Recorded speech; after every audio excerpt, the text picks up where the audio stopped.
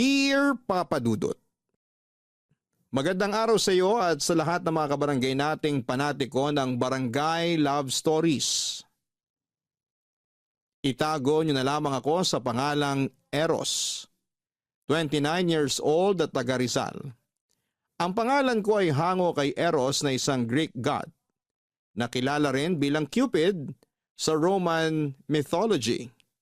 Yan ang napili kong tawag sa akin sa kwentong ibabahagi ko sa inyo. Si Eros ay kilala bilang Diyos ng pag-ibig at pagnanasa at katulad niya ay meron din akong pagnanasa sa isang hindi pangkaraniwang bagay at ginawa ko yon sa ngalan ng pag-ibig. Pero bago ang lahat ay humihingi na ako ng malawak na pangunawa sa ating mga kabarangay dahil merong sensitibong eksena sa kwento ko. Kaunting background lang sa akin. Noong 2022 ay sumulat na rin ako sa inyong istasyon tungkol sa naging karanasan ko sa pag-ibig taong 2016. Niloko kasi ako noon ng ex-girlfriend ko at masasabi ko na nasaktan ako ng husto. Pero college pa lamang ay meron na akong hindi magandang karanasan sa pag-ibig matapos kong magkagusto sa isang babae na sa huli ay kaibigan lang ang tingin at turing sa akin. Nabalitaan ko na lang din na nagkaasawa na ito at nagkaanak. Sunod ay may niligawan akong ibang babae na nauwi lang sa pambabasted sa akin. Tapos may naging syota ako na niloko lang din ako. Pagkalipas ng 3 taon ay sinubukan kong mag-install ng dating app at nakipag-meet ako sa isang babae na nakilala ko doon. Kaso na turn off ako sa ugali niya, kaya hindi na ulit ako nakipagkita pa sa kanya. Dahil sa mga masasakit at masalimuot na karanasan kong yon, sa pag-ibig ay naapektuhan ang kumpiyansa ko sa aking sarili at kamuntik na akong mawala ng pag-asa na makakatagpo ng true love. Hanggang isang beses nakapanood ako sa internet ng isang video na tungkol sa mga other guy. Sila yung mga lalaki na nakikikabit o nakikipagrelasyon sa mga babaeng taken o yung bang meron ng partner o asawa. Doon ay may nakilala akong babae na may asawa na at nagkaroon kami ng lihim na relasyon online. Ibig sabihin, ginagawa namin ang eksklusibong ginagawa lang ng mag-asawa sa pamamagitan ng video call. Pero hindi rin yun nagtagal dahil nakonsensya siya at sinabi niyang itigil na namin ang aming relasyon. Hindi ko na inasahan yun pero sa huli ay nagparaya na lamang ako. Ayaw ko namang maging makasarili at papiliin siya, kung ako ba o ang pamilya niya. Kaya nang matapos ang relasyon namin, ay naghanap na lamang ako ng iba pang taken na mga babae na ipakikilala ko sa inyo sa aking kwento. Una na doon si Marie Chris, 38 years old, single mom at may jowang nuknukan ng pagkasiloso.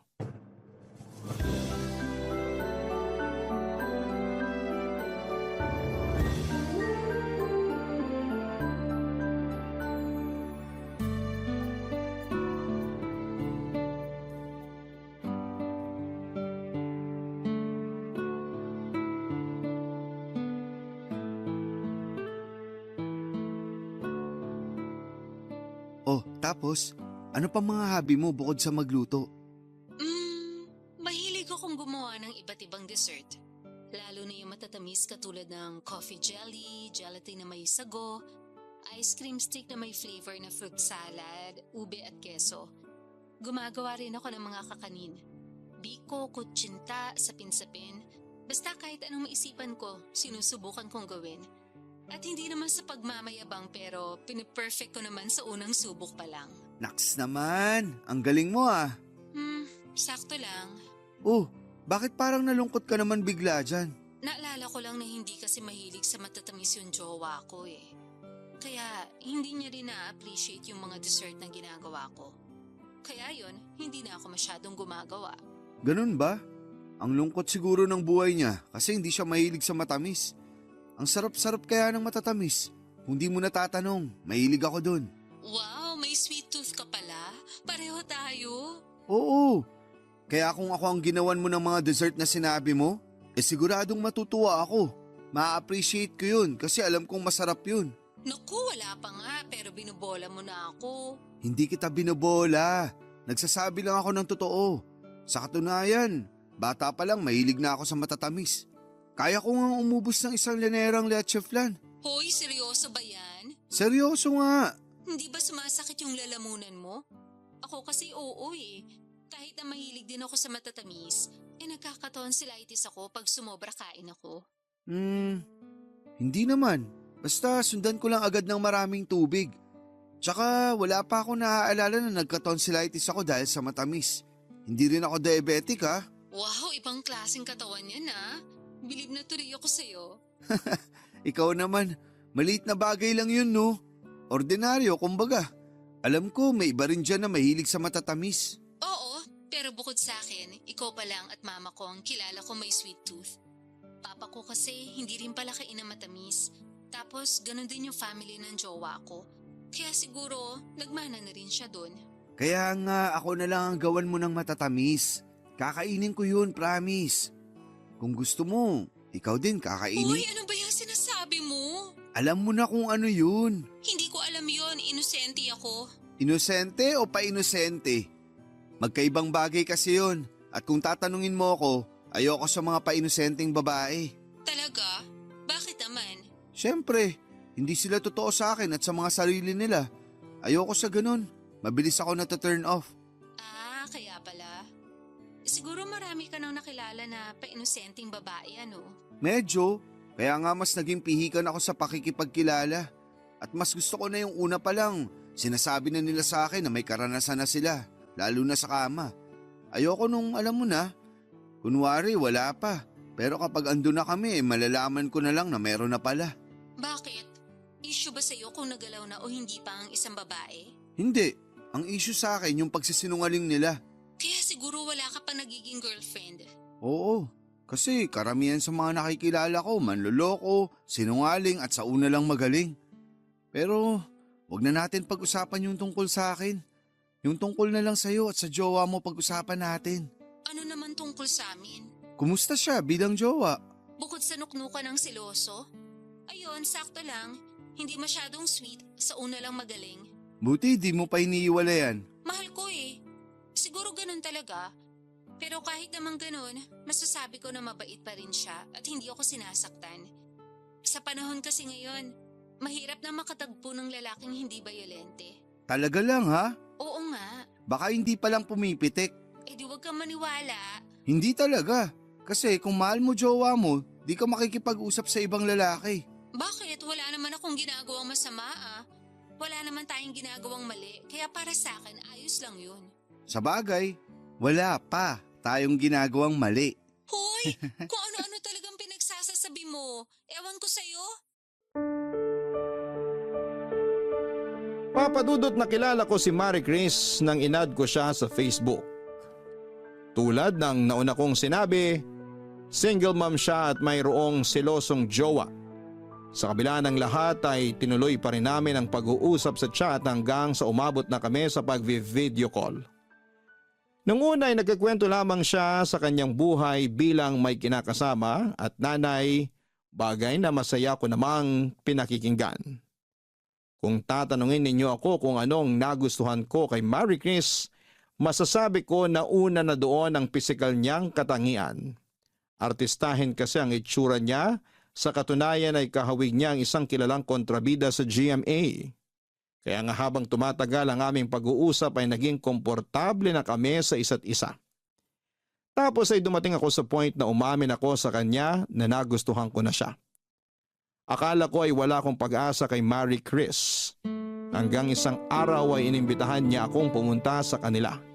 Sakto na wala na sa bahay nila ang kinakasama niya dahil pumasok na ito sa trabaho. Sigurado ka ba na wala na yung jowa mo? Papupuntahin ba kita dito kung nandito pa? Eh di pareho tayong nalintikan. Naninigurado lang ako, mahirap na. Wala nga. Kahit na magsisigaw pa ako dito, walang ibang tao. Nasaan yung anak mo? Nasa mama ko. Doon muna siya kasi alam ko na pupunta ka rito sa bahay ngayon. Mukha talagang pinagandaan mo to ah. Oo naman. Oh, paano? Kainin na ba kita? Aray ko naman! Ang sakit nun ah. Ikaw kasi, masyado ka mainit agad dyan. Aba, oo. Tsaka di lang naman ako yung nag-iinit dito. Ha? Sino pa ba? Ito oh, yung nasa pantalon ko. Tingnan mo, handa na siya makipagbakbakan. Pakalmahin mo muna yan kasi nagluto ako ng masarap na ulam. Tsaka gumawa na rin ako ng dessert. Tara dun sa mesa, kumain muna tayo. Sige, sakto, gutom na ako. Ayan, nagluto ako ng kalderetang baka. Wow, mukhang masarap. Masarap talaga yan. Tapos gumawa ako ng mango graham float. Kunin ko mamaya sa ref. Buti hindi nagtaka jowa mo kasi bigla kang gumawa ng dessert. Nagtaka syempre. Sabi pa nga niya, akala niya raw ayoko nang gumawa ng dessert dahil hindi naman siya mahilig doon. Pero sabi ko, namimiss ko, kaya gusto kong gumawa. Anong sabi niya? Wala, hindi siya sumagot. Sabay alis na kanina para pumasok sa trabaho. Introvert ba yung jowa mo? Ha? Hindi naman. Bakit mo natanong? Base kasi sa mga kwento mo, parang ang tipid ng mga sagutan eh. Feeling ko tuloy ang boring niya kasama. Yun bang tipong mapapanisan ako ng laway sa kanya? Ganun lang talaga yon. Tahimik na tao pero nasa loob ang kulo. Sa bagay, sabi mo nga sa akin nun eh, mahal mo.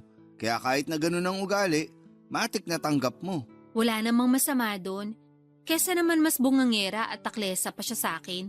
Eh ako ang babae sa amin. May tama ka ulit. Alam mo ikaw, pansin ko masyado kang madaldal. Ay oo, madaldal talaga ako at makwento. Kaya nga marami rin nakapagsabi sa akin na masarap daw ako kausap. Huhulaan ko.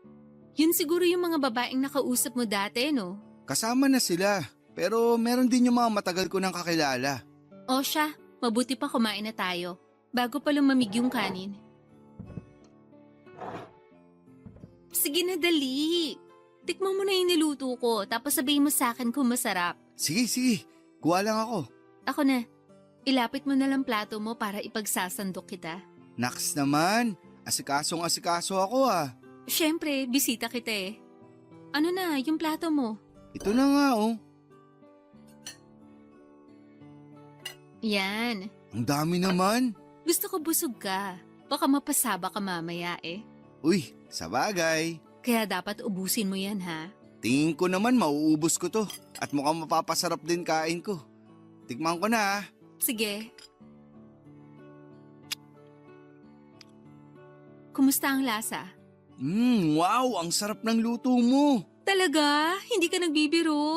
Oo naman, bakit ako magbibiro? Baka lang sinasabi mo masarap pero maalat pala. O hindi kaya matabang. Tikman mo kaya para malaman mo nagsasabi ako ng totoo. Sarap talaga. Oh, hinay-hinay ka. Baka mabulunan ka. Okay lang ako, hindi ako madaling mabulunan. Sabi mo eh. Worried lang naman ako kasi masyado ka mabilis kumain. Binibilisan ko talaga. Ha? Bakit?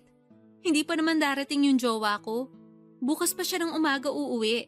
Alam ko, pero gusto ko na agad matapos kumain para makapag-dessert na ako. Hindi ka naman tatakbuhan ng dessert eh. Andun lang yun sa ref. Hindi naman yung dessert na yun ang sinasabi ko. Eh ano? Ikaw? Ako? Oo, ikaw ang gusto kong gawing dessert pagkatapos nito. Kaya nga sobrang excited na ako eh. Kumalma ka lang. Kakain pa nga lang ako oh. Pinipilit ko naman, pero mahirap. Lalo na kasama na kita ngayon.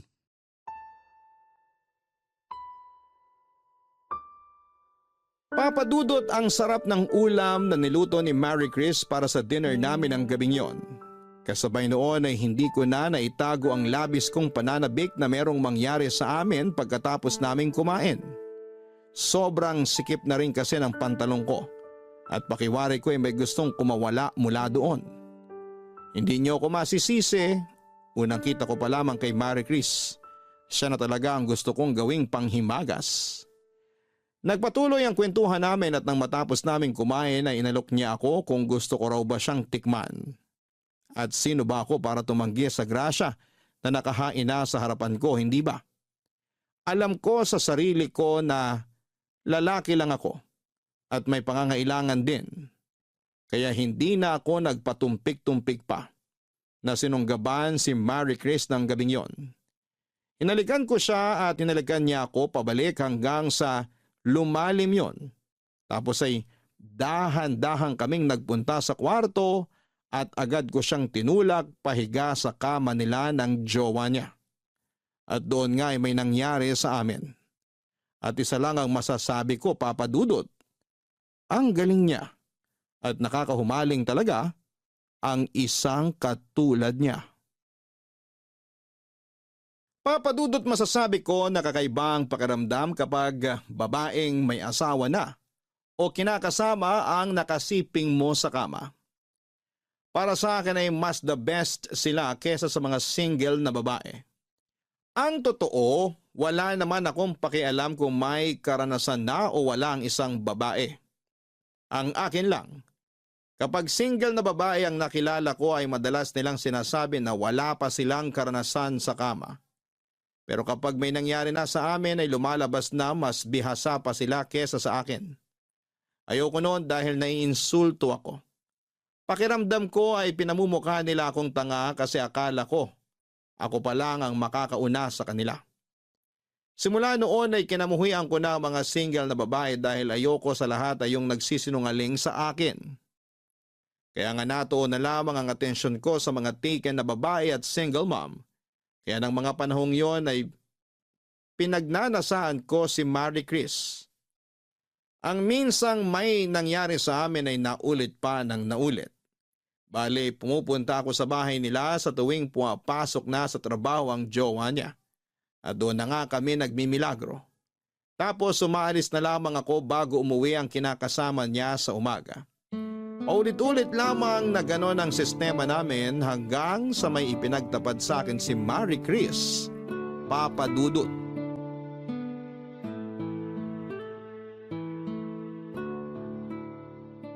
Bakit ang tahimik mo yata dyan? Hindi ka ba nasarapan sa ginawa natin? Siyempre nasarapan. Pero napagod din kasi ako. Akala ko na paano ka na dyan. Tahimik mo kasi kaya nanibago ako. Hindi ako sanay dahil mas sanay akong maingay ka. Ewan ko sa'yo. Ang lakas mong mang-asar. Hindi yun pang-aasar. Nagsasabi lang ako ng totoo. Gusto mo malaman mga linyahan mo pag maingay ka? Hoy, wag na. Nakakahiya. Anong nakakahiya dun? Sarap nga sa tenga eh. Lalo akong ginaganahan. Buti naman ganyan nararamdaman mo. Lalim nun ah. Oo eh. Hindi ko lang mapigilan. May iniisip din kasi ako. Sabi na eh. Alam kong may iniisip ka. Ano yun? Sabi mo sa akin. Kasi yung jowa ko, Anong meron sa kanya? parang nakakahalata na. Ha? Paano mo nasabi? Basta, sa tingin ko lang naman. Ikaw na may sabi na sa tingin mo lang. Baka naman hindi talaga. Tapos nag-aalala ka dyan. Di ba sabi ko naman sa'yo tahimik lang yung jowa ko pero nasa loob ko nun? Oo, nasabi mo nga yan. Kaya nga nag-aalala ko. Kasi paano kung may alam na pala siya tapos nananahimik lang siya? Natatakot ako na baka mahuli niya tayo at may gawin siyang hindi maganda sa'yo. Hindi mangyayari yun. Dahil maingat naman tayo eh. Alam ko, kaya nga kailangan lalo tayong magdoble ingat. Kung makapagsalita ka, parang natatakot kang mawala sa'yo yung jowa mo sakaling magkabukingan na. Siyempre kahit paano mahal ko yun. Tsaka tinanggap niya ang anak ko, kaya sobrang thankful ako sa kanya. Bihira lang kayo makatagpo ng lalaking tatanggap sa'yo at sa anak mo. Kaya alam kong swerte na ako sa kanya. Swerte ka na nga pero nagawa mo pa rin siyang lokohin kasi pumayag kang may mangyari sa atin. Ikaw din naman kasi. Anong ako? Masyado kang maharot. Hinarot mo ko kaya hindi kita matanggihan. Kaya kahit mahal ko jowa ko, bumigay ako sa'yo. Aminin mo, mas magaling ako sa jowa mo sa kama, di ba? Oo, aminado naman ako. Sabi mo nga ang ingi-ingay ko, di ba? Ibig sabihin, nasasarapan ako sa ginagawa mo sa akin. Hindi ako ganun sa jowa ko. Tahimik lang ako at madalas pinipeke ko pa na nag-i-enjoy ako. Para lang hindi ko matapakan yung pagkalalaki niya. Sa bagay, baka umiyak eh. Hoy, sobra ka naman dun sa tao. Totoo naman sinabi ko ah. Kahit na, mahal ko pa rin yun. Sana all, mahal. Huwag ka na magtampo. Mahal din naman kita eh. Mahal mo lang naman ako pag sa kama. Medyo, pero ano pa bang inaasahan mo? Nahihigit sa ganito yung relasyon natin? Na mai-inlove ako sa'yo kasi pinapaligaya mo ako sa kama? Sino may sabi sa'yo na umaasa ako? Hindi no, wala sa isip ko yan. Kasi alam ko na magkarelasyon lang tayo sa kama. Buti na yung nagkakaliwanagan tayo. Bakit? Kung sabihin ko kunwari na in love ako sa'yo, anong gagawin mo? Wala. Ano? Wala? Ibig sabihin, hahayaan mo lang ako?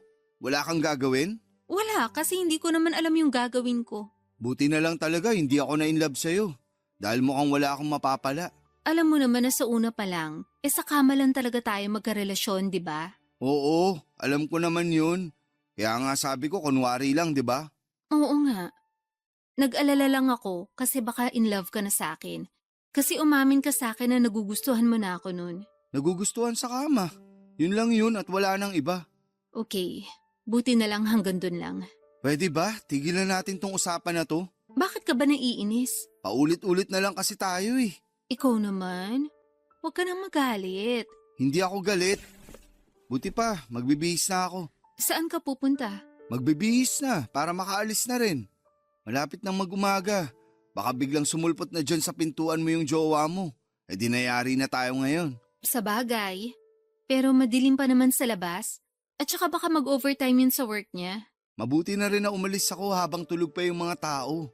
Dahil baka mamaya may kung sinong kapitbahay nyo dyan na makakita sa akin. Pero sigurado ka ba na hindi ka nagtatampo sa akin? Bakit naman ako magtatampo sa'yo? Wala lang. Curious lang. Hindi ako nagtatampo. Saka wala namang dahilan para magtampo ako.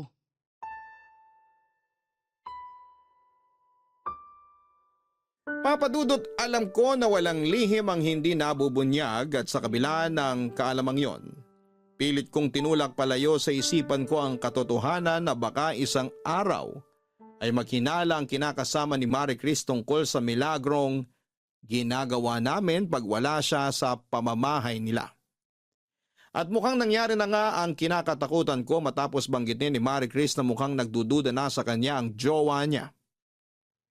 Kahit masakit sa akin at in denial pa ako na posibleng matapos na ang ugnayan naming dalawa ay unti-unti ko na lamang tinanggap na mangyayari talaga yon. At hindi nga ako nagkamali dahil isang araw ay nagulat na lamang ako matapos akong i-block ni Marie Chris sa Messenger at Facebook. Nasaktan ako doon pero hindi na ako naghabol pa sa kanya. Makalipas nga ang ilang taon ay nagkaroon ulit kami ng komunikasyon. At doon ko nalaman na ang jowa niya pala ang nang-block sa akin matapos mabunyag nito ang katotohanan. Hindi pa sila hiwalay noon. Pero hindi na rin mabuti ang pagsasama nila. Lagi raw silang nag-aaway at pinagdududahan siya ng kinakasama niya. Pero hindi yun naging hadlang para hindi namin ulitin ang dati naming gawain. May nangyari ulit sa amin ni Marie Chris at pinagpatuloy namin ang aming lihim na relasyon. Sa totoo lang, meron namang nagkakagusto sa akin na mga single na babae o yung bang walang sabit. Katulad na lamang noong laging nirereto sa aking anak ng kakilala kong matanda. Pero tingin ko ay mukhang pera yung babae at kahit na sumali pa siya sa mga barangay pageant ay hindi talaga ako attracted sa ganda niya. Mas attracted kasi ako sa mga may sabit na.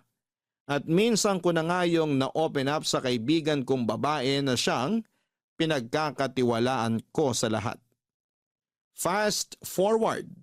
Sunod ko namang nakilala si Sylvia. 42 years old, may anak at asawa na. Gaya ni Marie Chris, sa Facebook ko siya noong unang nakita. At masasabi kong nahumaling agad ako sa taglay niyang ganda at karisma. Meron din kasi siyang hawig na artista, papadudot. Ang bilis mo naman. Anong mabilis dito? Siyempre, niyaya mo agad ako rito sa bahay niyo ilang araw pa lang naman tayong nagchat-chat. Kailangan pa bang paabutin ko ng matagal bago kita yayain? Hindi naman. Pero baka nasanay lang ako sa mga pabebe na babae. Pues ibahin mo ko sa kanila dahil matanda na ako, no? Baka nakalimutan mong 42 years old na ako. Saka, hindi uso sa akin na maghintay kung kailan mo ko yayayain. Kaya pala ikaw na mismo ang nag-iya sa akin. Oo naman. Bakit? Ayaw mo ba? Sino may sabi? Baka lang ayaw mo. Sige ka, magtatampo ako. Kung ayaw ko hindi sana ako pumunta rito sa inyo At hindi rin sana kita kandong-kandong ngayon habang nakaupo sa malambot niyong sofa. Ewan ko sa'yo. Saan pala tayo? Anong saan tayo? Saan tayo mag-aano? Saan pa ba? Dito sa sofa na kinaupuan natin. Sigurado ka? Oo naman. Tagal-tagal ko ng pantasya yung sofa eh. Hindi pa ako nakakasubok nun kasi tamad yung asawa ko. Palibhasa, mataba, mabilis hingalin kaya hanggang dun lang kami sa may kama. Ayun lang. Medyo lugi ka nga dun. Oo, kaya dito na tayo ha? Sige, pero nag-aalala lang ako kasi baka magising yung asawa mo. Hindi magigising yun. Tulog mantika yun. Sigurado ka? Oo nga, kaya huwag ka nang mag-alala dyan. Ayoko lang mahuli niya tayo tapos mabalian niya ako ng buto. Hindi lang buto mo mababali kapag nahuli niya tayo. Malulumpo ka pa. Tinakot mo pa talaga ako. Biro lang. Magtiwala ka sa akin. Hindi magigising yun kasi nilagyan ko ng pampatulog yung tubig niya kanina. Grabe, kahit na may edad ka na, masyado ka pa rin excited ah. Wala sa edad yon. Nasa asim pa yon. Yan ang gusto ko sa mga babae. Kagigil ka. Halika na kita. Teka. Bakit? Bago ang lahat, mag-inuman muna tayo. Ha? Wine lang naman. Kunin ko lang sa kusina ah. Diyan ka lang. Huwag kang tatayo. Sige.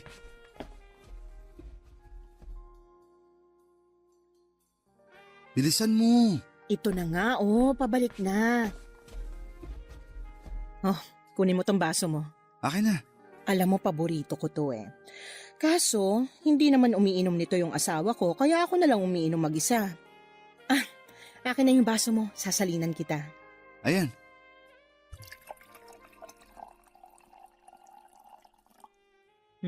Yan. Sige, inumin mo. Masarap yan. Okay. Kumusta? Masarap nga. Imported din kasi to, galing pang Italy. Gusto mo pa? Oo, pahingi pa ako. Sige.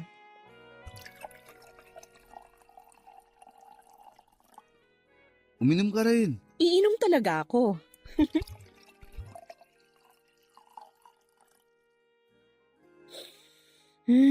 Grabe. Sarap talaga. Oo, pero mas masarap ka. Naku, bolero. Hindi ah. Tsaka bakit ka ba nakatayo dyan? Lika, upo ka dito. Kandungin kita. Sure. Alam mo, naisip ko na hindi naman natin kailangan magmadali kasi atin naman yung buong gabi. Sabi ko nga sa'yo, hindi naman magigising agad yung asawa ko. Hindi mo naman ako masisisi. Noon pa kita pinagpapantasyan eh. Talaga? Anong klaseng pantasya? Alam mo na yun. Hindi ko alam. Gusto ko sabihin mo para malaman ko. Kaso, paano ba yan? Di ako magaling magkwento. Talaga? Ang sarap mo nga kausap nun sa chat eh. Dami mong alam kaya tingin ko matalino kang tao. Hindi naman ako matalino pero di rin ako bobo. Siguro socially aware lang. Para sa akin, matalino na yun. Marami kaya sa mga kaedad mo na mababaw lang ang pagkakaalam sa mga bagay-bagay. Kung kailan naman uso na ang internet sa panahon natin, saka parang hindi na ganun kalalim yung pagkakaintindi ng mga kabataan sa nangyayari sa paligid nila. Kaya nga nagustuhan kita kasi pawang katotohanan lang ang mga sinasabi mo. Thank you. Walang anuman. Ikaw din naman nagustuhan ko kasi kahit na may edad ka na, ang ganda pa rin ang hubog ng katawan mo. Siyempre inaalagaan kong sarili ko para hindi ako paglipasan ng panahon. Kaya ano pang hinihintay mo? Ako naman ang tikman mo. Papadudot kahit na 42 years old na noon si Sylvia at may anak na ay masasabi ko pa rin na pandalagang itsura ng mukha niya. At lalo nga lang akong namangha noong personal ko na siyang nakita. Dahil pati kurba ng katawan niya ay hindi mo akalaing nabuntis na at nanganak ng bata. Sobrang sexy niya at nakakagigil lalo nung hinaharot na niya ako. Kaya nga hindi na ako nagpatumpik-tumpik pa at agad ko na siyang sinunggaban ng gabing yon.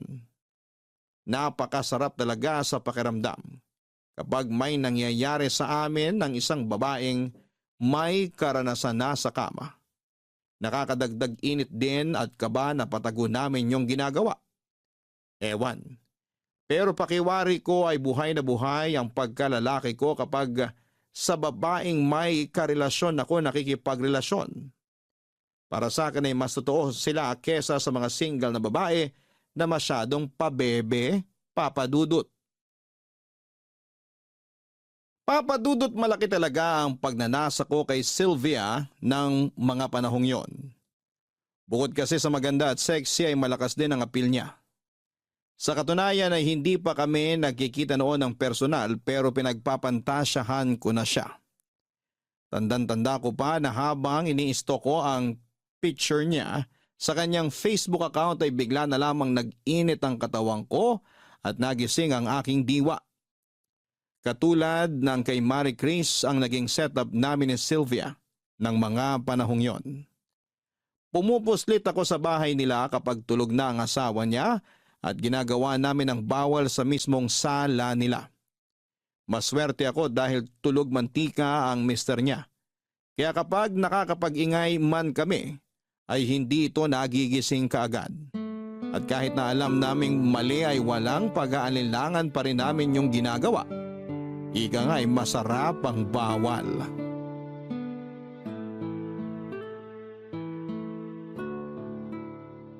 Nasaan nga ulit yung asawa mo?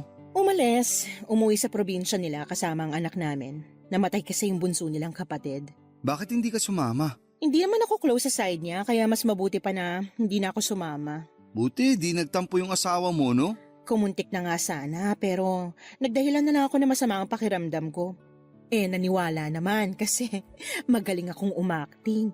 Kaya nga solong-solo natin yung bahay ng ilang araw eh. Mukhang makakarami pala tayo. Oo, at pwedeng-pwede ulit akong mag-ingay dahil wala namang makakarinig sa atin. O, paano? Game na ba ulit? Mamaya na. Medyo pagod pa ako eh. Pagpahingayin mo naman muna ako. Ay, sorry naman. Excited lang ako. Yaan mo. Mamaya, tatrabahuin kita. Uy, yan ang gusto ko. Ay, Lalim ah. napaisip lang ako. Tungkol saan? Kasi nakita ko yung family picture nyo. Anong meron doon? Naisip ko lang na ano bang pakiramdam na magkaroon ng isang buong pamilya. Yung may asawa at anak. Masaya. Masarap sa pakiramdam lalo na lumalaki yung anak nyo. Nakakapagod din bilang nanay pero fulfilling. Tsaka kahit naman ganun yung asawa ko, yun bang nagkukulang sa romansa at alam mo na, mabait naman yun. Good provider yun. Never pa kaming pinabayaan at ginutom ng anak namin. Ang swerte mo na pala sa kanya, no? Oo, maraming nagsasabi niyan, di lang ikaw. Pero napatunayan ko na kahit nasa isang tao na ang lahat, kulang pa rin yun pagdating sa mga babaeng mapaghanap. Ouch! Medyo masakit yun ah. Di ako nakailag. Sorry, pero sa totoo lang. Alam ko naman na sa tingin ng iba masama akong babae kasi pinagtataksilan ko ang asawa ko. Pero buhay ko to. Tsaka, sino ba sila para ipaliwanag kong choices ko sa buhay ko, diba? Hindi naman nila ako pinakakain. Tama rin naman. May kasabihan nga na dead man na lang sa mga basher. Yeah, pero bakit mo ba kasi natanong yan? Curious lang naman ako. Gusto ko lang din malaman kung gaano mo kamahal pamilya mo kahit na may relasyon tayo.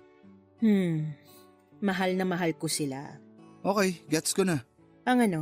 Na hindi mo iiwalay ng asawa mo nang dahil lang sa akin. Sakaling lumalim yung relasyon natin. Kasi sabi mo nga, mahal na mahal mo sila. Bakit?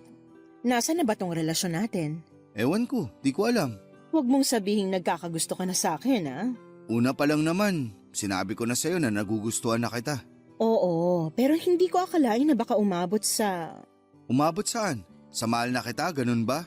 Bakit? Hindi ba? Siyempre hindi. Pamilyado kang tao. Alam ko na ang prioridad mo ay ang pamilya mo.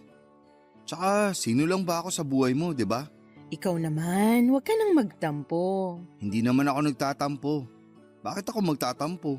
Hindi ka naman kasi basta kung sino lang sa buhay ko. Siyempre, mahalaga ka rin sa akin. Pero, hindi kasing halaga ng pamilya mo. Bakit kasi napunta dyan ang usapan eh? Ewan ko rin ba? Bigla na lang pumasok sa isip ko. Alam ko namang sa umpisa pa lang, talo na ako, pero sinubukan ko pa rin. May darating din na magmamahal sa'yo ng totoo. Hindi na ako umaasa. Bakit naman? Basta, Basta ka dyan. Sinasabi ko sa'yo meron yan, kaya umasa ka pa rin. Tsaka deserve mo kayang mahalin, hindi lang dahil magaling ka sa kama. Ewan ko kung meron pang tatanggap sa akin o kung makakaya kong magmahal ng babaeng walang sabit. Marami namang single mom dyan na naghihintay ng lalaking katulad mo. Malay mo, sila palang nakatadhana para sa'yo. Buti pa, wag na natin pag-usapan ng bagay na yan. Kasi kung tatanungin mo ako, hindi naman ako naghahanap. Tsaka sakit sa ulo lang yan. Tsaka ayoko ng responsibilidad. Mas okay na ako sa ganitong setup kung kailan lang gustuhin. Sige, sabi mo eh. Bata ka pa naman. Pero masarap pa rin sa pakiramdam yung meron kang makakasama sa buhay. Yun bang may asawa o partner kang uuwian pagkatapos ng isang nakakapagod at mahabang araw?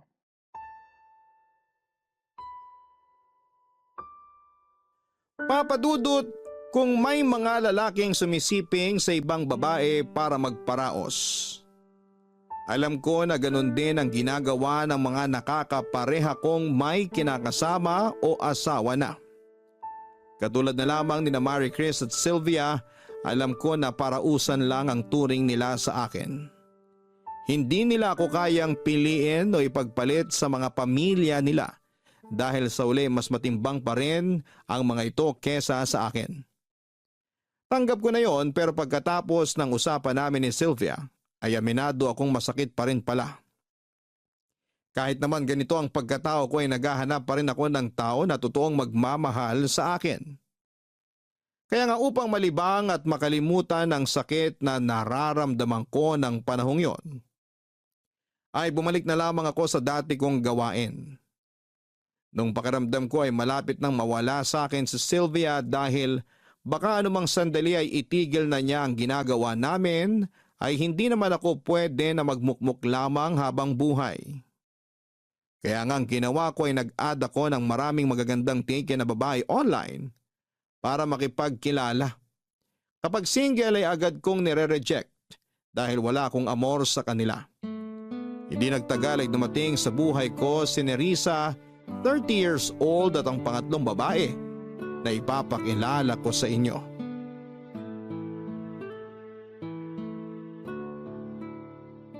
Oh, tapos? Ano pang pantasya mong gusto mong tuparin natin sa susunod na magkita tayo? Gusto ko nakasandal sa pader, nakatayo. Madali lang yan. Talaga? Naku, excited na ako. Tamad kasi talaga ang mister ko. Ayaw nun bumangon sa kama. Sabihin mo sa mister mo magpapayat na. Para naman naroromansa kanya ng maayos at di ka na maghanap ng iba. As if naman makinig sa akin yun eh. Food is life doon. Grabe, ang lakas kumain. Masarap din kasi mga luto mo kaya mapapakain talaga yun. Ano ba yan? Bigla akong na-miss luto mo. Ay sus, yun naman pala. Kailan ba kasi ako pwede ulit pumunta dyan? Hindi ko pa alam pero saka na. May sakit si mister ko eh. Nagkasakit pagkagaling sa probinsya nila tapos nahawa niya pa yung anak namin. Ay, eto nga, busy ako sa pag-aalaga kaya ngayon lang ako nakakuha ng oras para makapag-video call sa'yo. Huwag ka mag-alala, pareho ng mahimbing ang tulog ng mag-ama ko. Bigla ka palang naging nurse ng mag-ama mo. Hindi lang nurse, si Aya na rin. Ay grabe, maghapon ako nagluto at naglinis ng bahay. Tapos ayun nga, inasikaso ko sila kasi suka ng suka ang mister ko. Gusto ko nang dalhin sa ospital kasi baka na paano na yun pero nung hapon bumuti naman ang pakiramdam. Tapos ngayon bumaba na yung lagnat. Naisip ko ngang ipaalbularyo kasi baka nabarang o ano. Sa bagay, galing pa namang probinsya. Mahirap na. Ipaalbularyo mo. Wala namang masama dun. Ay, kaya nga. Pero okay naman na sila ngayon ng anak ko. Sana bukas at sa mga susunod na araw tuluyan ng gumaling. Para naman makagiling na rin ako sa'yo. Medyo na-miss na kita eh. Ako rin. Miss na miss ko na yung pagiling mo. Ang galing mo kasi. Hindi ka nakakapagod at nakakasawang panoorin. Mas lalo ko pang gagalingan sa susunod pero magpapamiss muna ako sa'yo. Ay, ganun? Grabe ka talaga. Siyempre. O paano, ibaba ko na ha? Ang bilis naman ng usap natin. Sorry na, bawi na lang ako sa susunod. Medyo inaantok na rin kasi ako gawa ng napagod ako sa maghapon. Sige, matulog ka na. Para makapagpahinga ka na rin. Good night. Good night.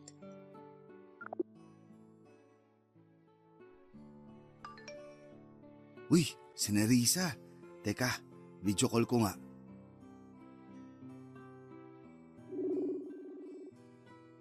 Hi Nerissa, magandang gabi. Hello, Eros. Magandang gabi rin. Grabe, Bakit? ang ganda mo na nga sa picture, ang ganda mo pa sa video call. Sigurado ako na sobrang ganda mo sa personal. Hindi naman sobrang ganda. Sakto lang, pero thank you. Sakto raw. Ikaw nga cute eh, tapos madaldal pa. Grabe naman sa madaldal. Pero sagad na yun, Ang ano? nakit lang ako, hindi gwapo. Sige, gwapo na rin. Awit, mukhang napilitan ka pa yata. Binibiro lang kita. Siyempre, gwapo ka rin.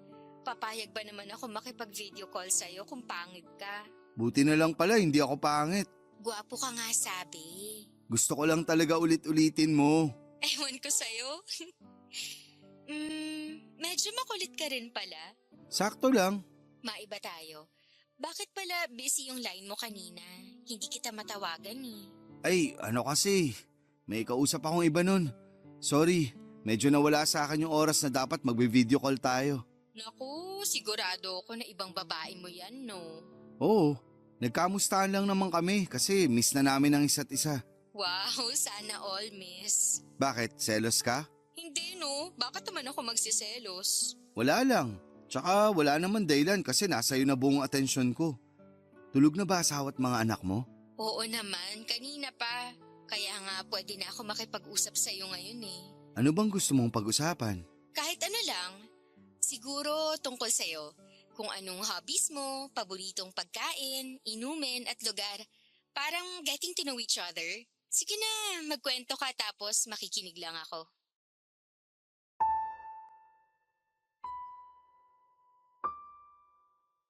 Katulad ni Sylvia, isa ring hot mama si Nerissa.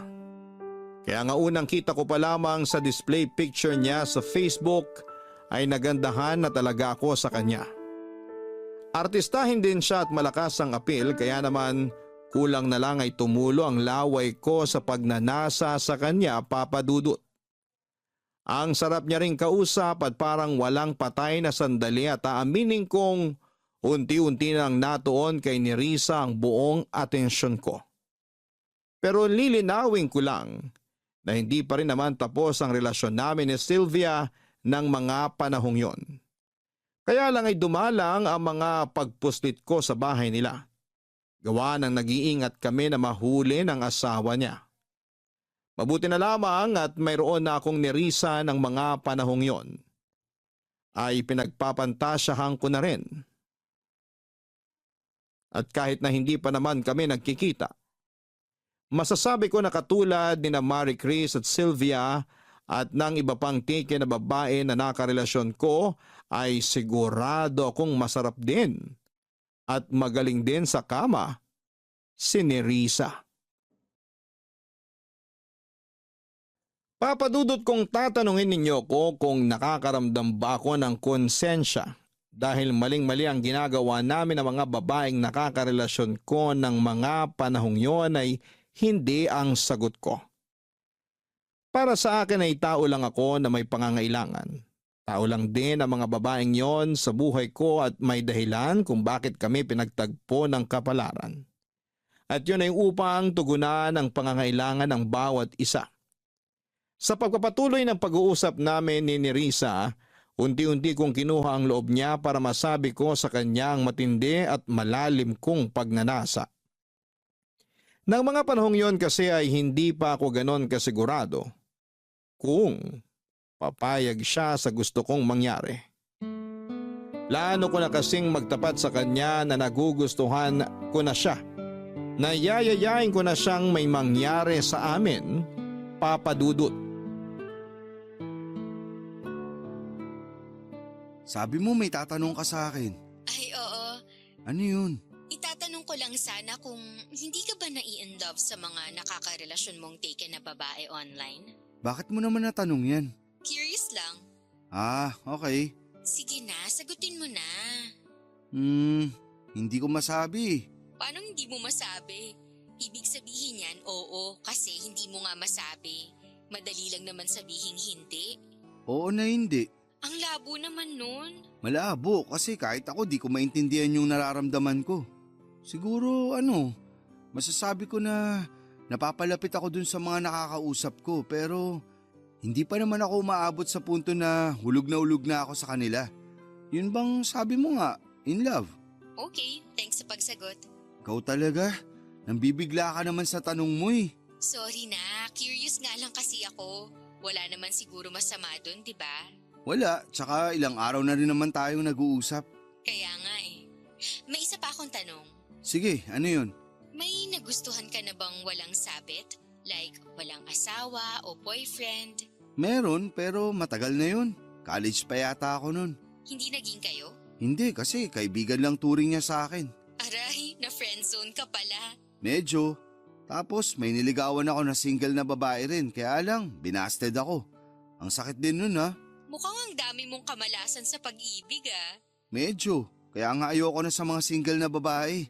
Masyado silang paasa at nagmamalinis. Paano nagmamalinis? Sinasabi nila na wala pa silang karanasan pero meron na pala. Ayoko ng ganun. Mabilis ako ma-turn off.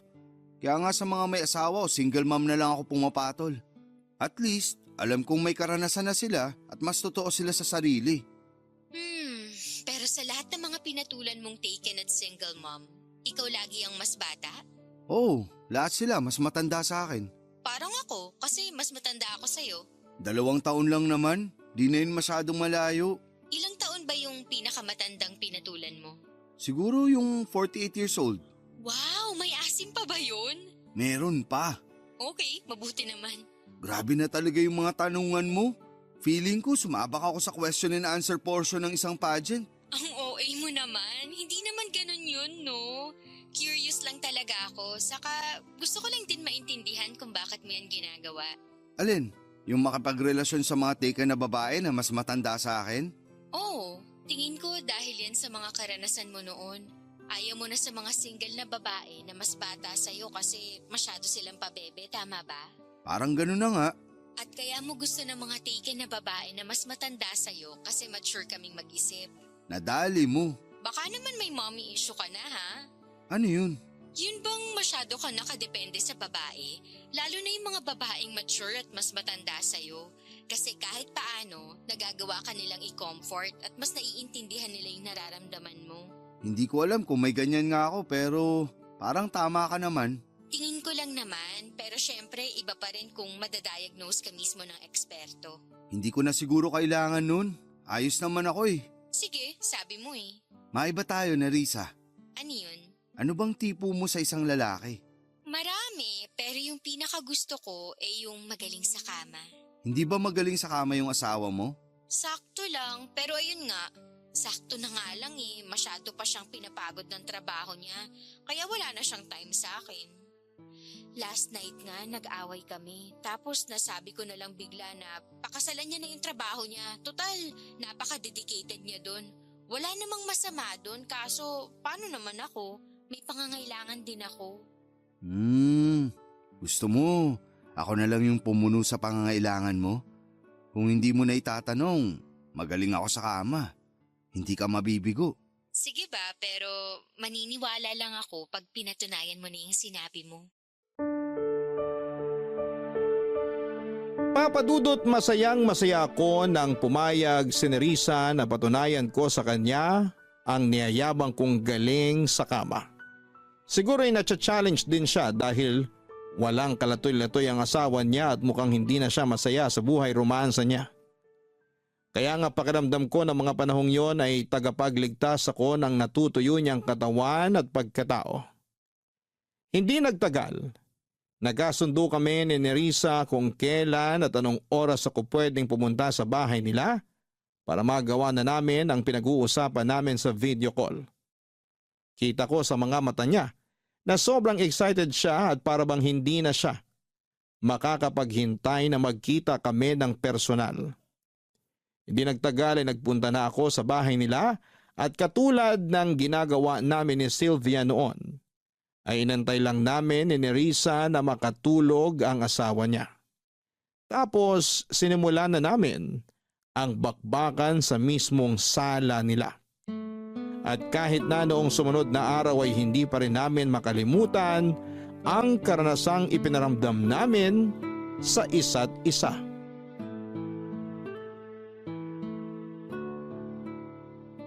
Grabe, hindi ko akalain na aabutin tayo ng 6 na rounds kagabi. Oo nga eh, kaya kagigising ko lang ngayong hapon. Napagod ako. Ikaw, hindi ka ba napagod? Napagod din, kaya nga pag-alis mo kanina nakatulog na ako dun sa may sofa. Talaga?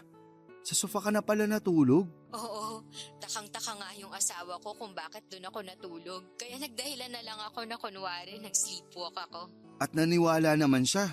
Oo, kasi nakwento ko naman sa kanya na nagsisleepwalk ako nung bata ako. Pero eme lang naman yun kasi ginusto ko rin naman na matulog sa sofa kasi sinisinghot ko pa yung amoy mo na naiwan doon. Wow naman. Parang bigla yatang nag-init ang katawan ko ah. Akala ko ba pagod ka? Oo nga pala. Naubos takas ko sa'yo. Grabe ka. Diba, sabi ko naman sa'yo, gusto ko sa isang lalaki yung magaling sa kama. Kaya dapat hindi ka na magulat na magaling din ako. Kaya nga eh. Pero ano sa tingin mo? Ang ano? Pasado ba ako sa'yo? Oo naman. Kahit na sinabi mong napagod ka, still umabot pa rin tayo ng round 6. Grabe kaya yun? Ang intense. Kaya nga eh. Thank you pala. Saan naman? Kasi pumayag ka na patunayan ko sa'yo yung mga pinagsasabi ko sa video call. Pumayag ka na may mangyari sa atin. Yun ba? Walang anuman. Pareho naman tayong nag-enjoy eh. Para sa akin, yun na yata ang pinakamasarap na karanasan sa kama na naranasan ko sa tanang buhay ko. Talaga? Ang malas mo naman pala dyan sa asawa mo. Hayaan mo na. Swerte naman ako sa kanya sa ibang bagay. We can't have it all, ika nga. Pero okay lang yun kasi may ibang tao na darating sa buhay natin para punan yung mga pagkukulang ng mga partner natin. At ako yun? Oo, sino pa ba? Masaya ako na napasaya kita. Pakiramdam ko, yun na ang bagong misyon ko sa buhay. Yun bang magpasaya ng mga taken na babae?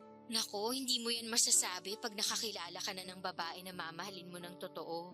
Pustahan, magiging loyal ka ng wala sa oras. Siguro, pero habang hindi pa siya dumarating, enjoyin ko na lang muna ang buhay.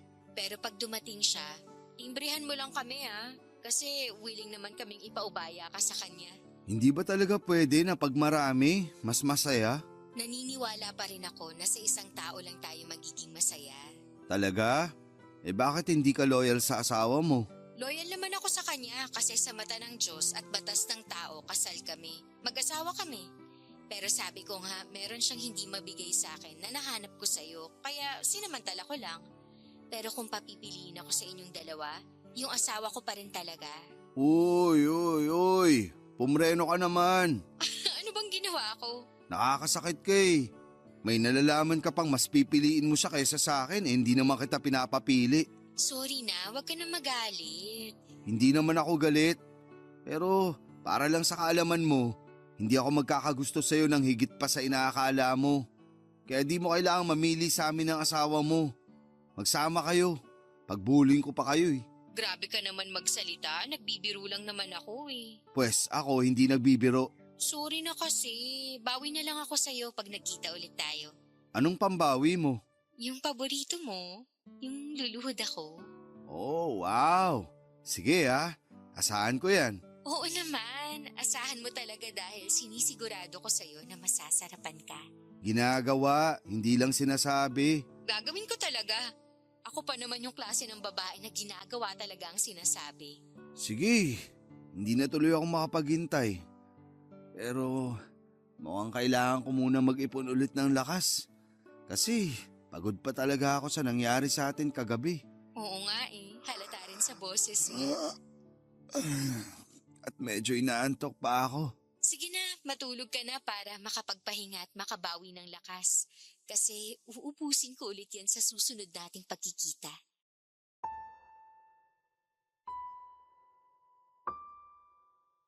Papadudot, hindi ko na namalayan na nakatulugan ko na lang si Nerissa habang ka-video call.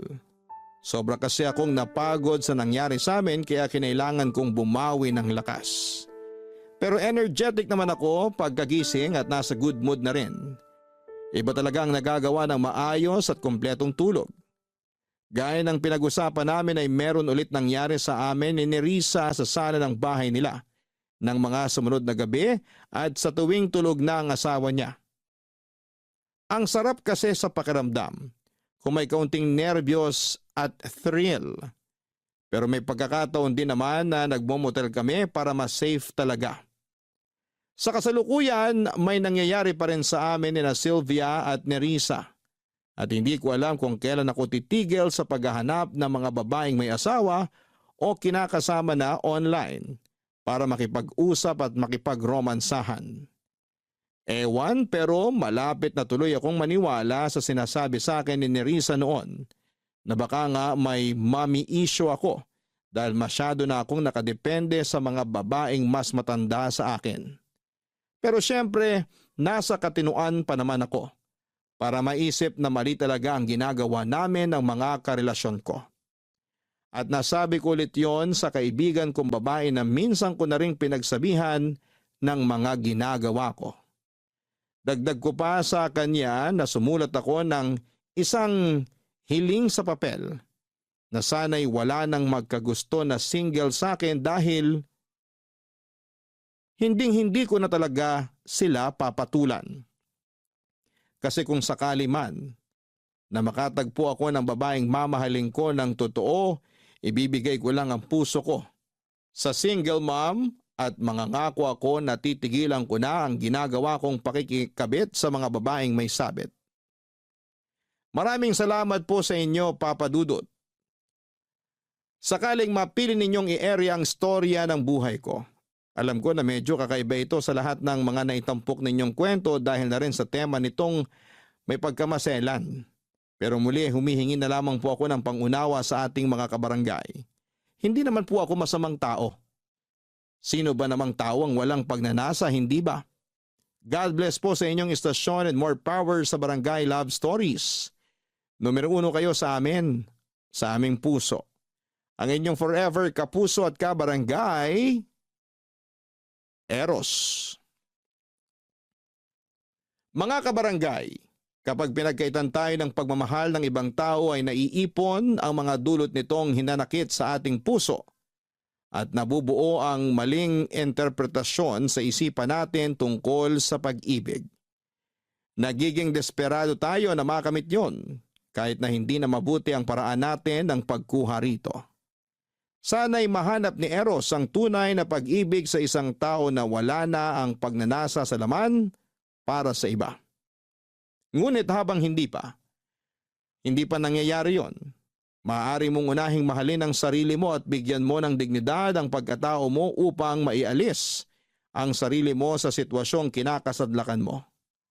Huwag ka ring matakot lumapit sa mga mahal mo sa buhay o magpatingin sa mga eksperto. Dear Papa Dudut, magulang ang dapat mag-alaga at magprotekta sa kanilang mga anak, lalo na kung ito ay inaapi ng ibang tao. Pero minsan ay magulang din ang dahilan kung bakit nasasaktan ng isang anak. Sa paraan mang yon ng sugat sa balat na kalaunan ay maghihilom din o sugat sa puso na kahit kailan ay hindi na gagaling pa. Yun po kasi ang eksaktong karanasan ko sa aking tatay, pero hindi naman ako yung klase ng anak na nagtatanim ng galit sa magulang dahil masama pa rin yon.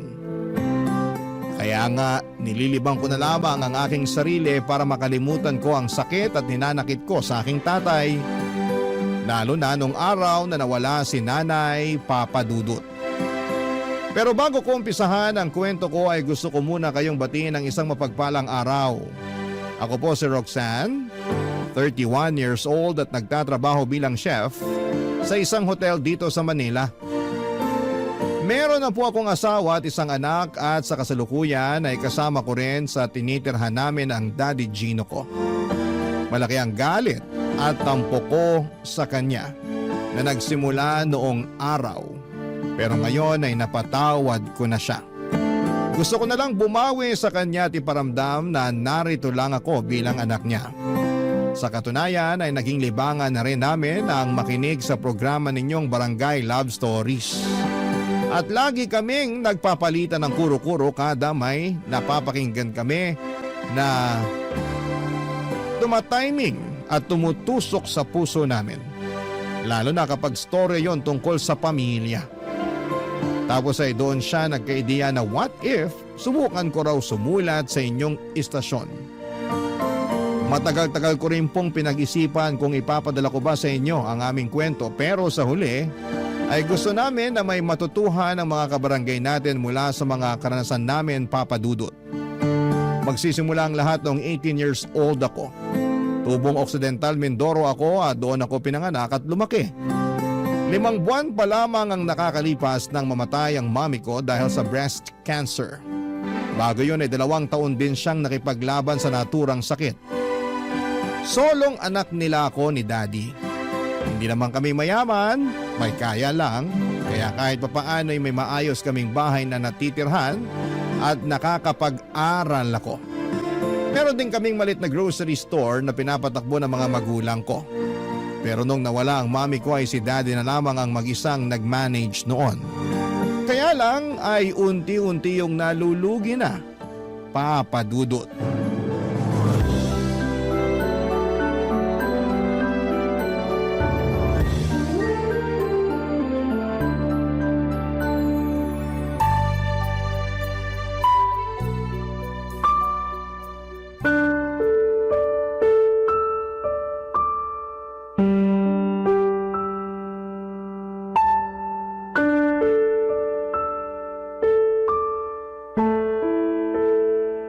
Dad naman eh! Hindi kita tinuro sumagot ng pabalang sa akin, Roxanne. Hindi ko naman po kayo sinasagot ng pabalang. Sinabi ko lang yung feelings ko. At hindi po ako masaya na meron na kayong bago kamamatay pa lang ni Mami. Ayusin mo yung tono mo, nako.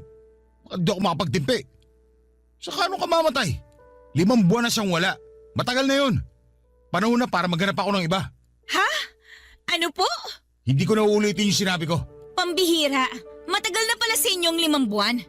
Dad, kahit sabihin natin na 2 taon nang patay si Mami, hindi pa rin dahilan yun para palitan mo siya kagad. Hindi ko pinagpalit ang mami mo, pero ano magagawa ko? Wala na siya. Patay na siya. Hindi na natin siya kasama. Saka hindi na siya mabubuhay kahit ano pang gawin natin, kaya ano ba problema mo sa pagkakaroon ko ng bago? Hindi lang ako makapaniwala na magkakaroon na kagad kayo ng bago.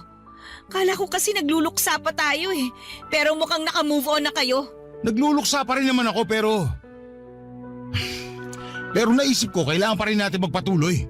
Alam namang habang buhay tayo magluksa sa pagkawala ng mami mo, hindi ba? Hindi naman kailangang habang buhay pero masyado pa pong maaga para palitan niyo siya. Anong maaga dun? Dapat ba may schedule pag-aasawa ko? Ewan ko sa inyo. Ugali mo ha. Saka para sa kaalaman mo, nagluluksa pa rin naman ako. Nagluluksa pero meron na kagad kayong iba? Sana man lang pinalipas niyo muna ng mag-1 taon si Mami bago kayo naghanap ng kapalit niya. Hindi ko pinalitan ng mami mo. Siya pa rin ang unang asawa ko. Siya pa rin ang nanay mo. Yung babaeng minahal ko at pinakasalan. Pero wala na siya. Siguro naman hindi na siya magtatampo. Sakali naghanap na ako ng iba, hindi ba? Hindi na nga siguro kasi patay na siya. Pero ako ba hindi niyo man lang naisip? Sana iniisip niyo man lang yung mararamdaman ko. Iniisip kong nararamdaman mo. Kaya ako naghanap ng bagong mami na mag-aalaga sa'yo, anak. Alam ko kasi na hindi kita maasikaso.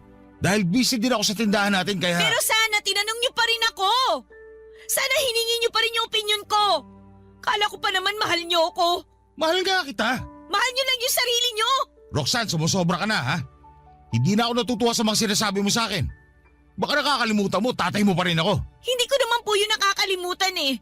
Alam ko naman po na tatay ko pa rin kayo. Kaya nga makinig ka sa akin. Sigurado ako magugustuhan mo yung bagong mami mo kasi mabait siya. Mapapalapit ka sa kanya kagad. Ibig sabihin may plano na po kayong patirahin siya kasama natin dito sa bahay? Oo, meron na. Dad naman! Ang bilis naman nun! Pasensya ka na kung masyadong mabilis ang lahat. Ako naman yung nag-offer sa kanya kasi nga magulo raw doon sa kanila. Lagi siyang stress at umiiyak pag nagkikita kami. Kaya gusto ko sana na palipati siya dito sa atin. Alam po ba niya na may anak kayo? Oo naman. Nakita na nga rin niya yung picture mo kasama yung mami mo nung nabubuhay pa. Sabi niya, ang ganda mo nga raw. Kamukhang kamukha mo raw yung mami mo. Sa totoo lang, excited siya makita at makilala ka. Marami kasi ako nakwento sa kanya na magaganda katangian mo. Kaya umaasa ako na magpapakabait ka pag pinakilala ko na siya sa'yo, anak, ha? Huwag mo ko ipapahiya. Opo, Dad. Basta lagi mo lang tandaan na ginagawa ko to kasi mahal na mahal kita. Nakikita ko kasi na lagi ka malungkot at umiyak simula nung nawala ang mami mo. Kaya naisip ko baka kailangan mo ng bagong mami. Yung mag-aasikaso sa'yo at mag-aalaga para hindi mo maramdaman na nawalan ka ng nanay. Kaya ko naman po yung sarili ko eh. Hindi ko kailangan ng bagong mami na mag-aalaga sa akin. Alam ko, pero hayaan mo akong gampanan ko ang pagiging tatay ko sa'yo. At yun nga yung hanapan ka ng bagong mami. Ni sa hinagap ay hindi ko naisip na magagawang ipagpalit ni Daddy si Mami ng ganong kabilis.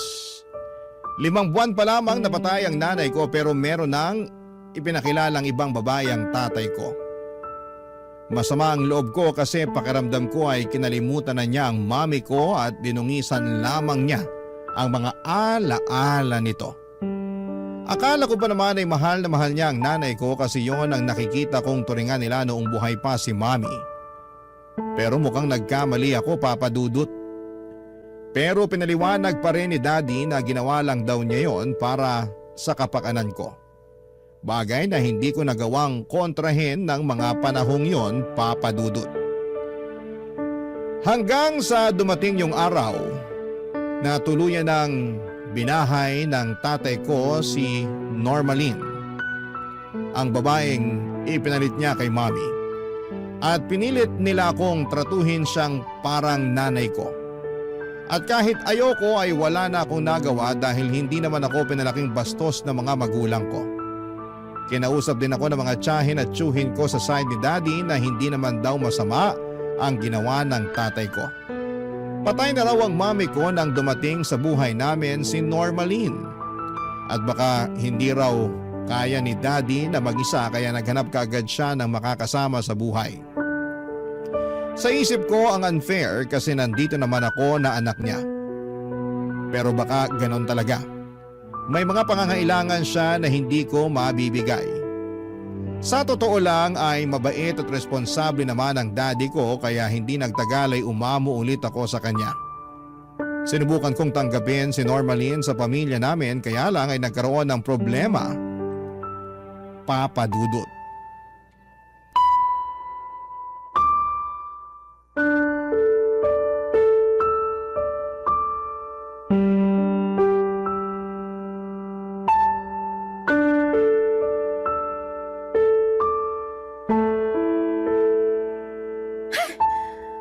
Picture na to? Ang pangit! Dapat dito sinusunog, tinatapon o tinatago sa baul eh. Ano pong ginagawa niyo sa mga picture ng mami ko? Ha? Nililinis ko lang. Maalikabok na kasi, kaya pinupunasan ko lang. Medyo allergic kasi ako sa maalikabok. Hindi po yun ang narinig ko. Sabi niyo pangit at dapat nang sunugin o itapon na lang yung mga picture ni mami. Narinig mo naman pala eh. Nagtatanong ka pa? Inaano po ba kayo ng mami ko? Wala na nga siya, di ba? Pansin ko parang gigil na gigil kayo sa mga gamit at alaala niya. Ay, napansin mo rin pala. Pero mali ka, kasi di lang ako gigil na gigil. Galit na galit pa ako. Wala na nga siya pero masyado pa rin siyang atribida sa pamamahay na to. Bakit kasi di na lang iligpit mga picture niya? Pakiramdam ko tuloy nakatingin siya sa akin tuwing nandito ako sa sala. Hindi niyo po gagalawin ang mga picture ng mami ko. At bakit? Pamamahay ko na rin to para sa kaalaman mo kaya may karapatan na ako. Ano? Kailan pa kayo nagkaroon ng karapatan dito? Tinatanong mo pa talaga? Bobo ka ba o ano? Naturingan kang nag-aaral pero di mo naman ginagamit utak mo. Siyempre, nagkaroon na ako ng karapatan sa bahay na to simula nang umapak ako dito. Kahit kailan hindi niyo mapapalitan ng mami ko. Hindi ko naman papalitan yung mami mo, no? Nakakahagard kaya ginagawa niya, saka nakakalo siyang magkaroon ng anak na katulad mo.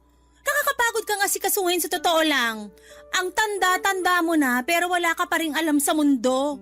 Masyado ka kasing inispoil ng mga magulang mo kaya wala ka pa ring alam.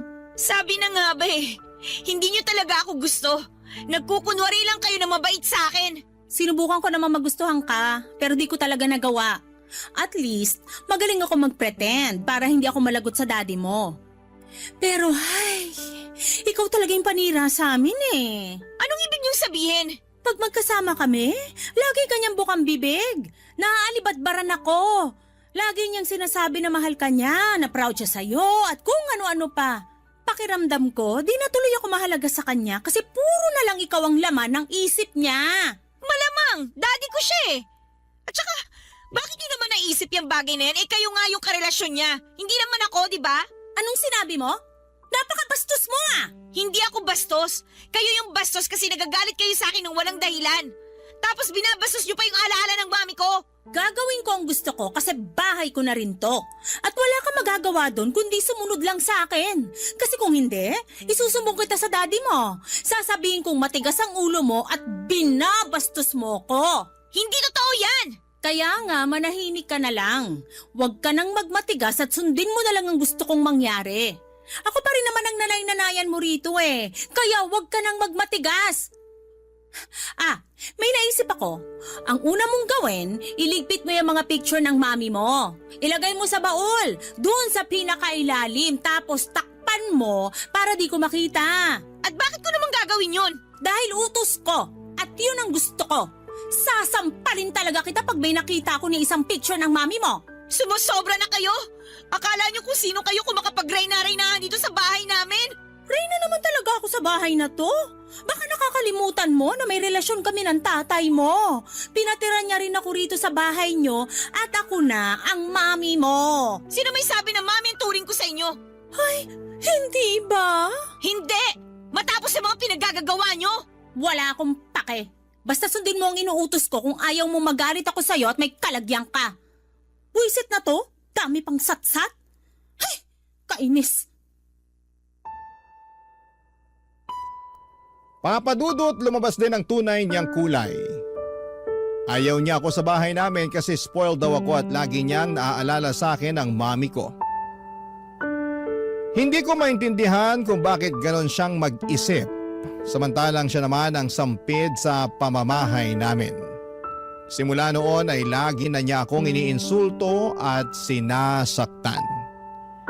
Pinagbantaan din niya akong huwag magsusumbong sa daddy ko dahil palalayasin niya ako.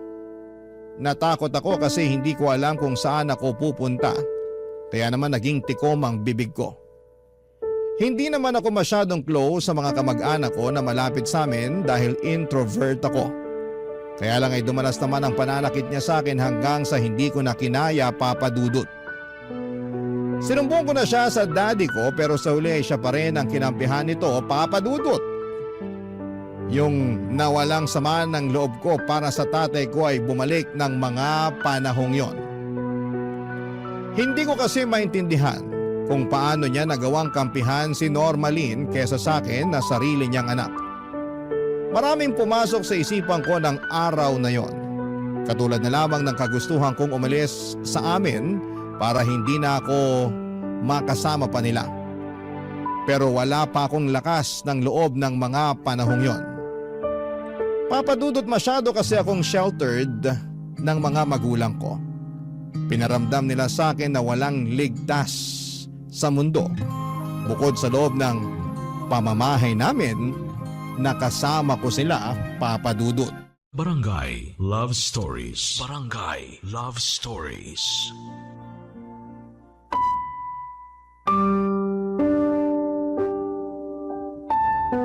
Papa Dudut, wala akong pinagsabihan sa mga kamag-anak ko sa father side tungkol sa pang-aabuso sa akin ni Normalin.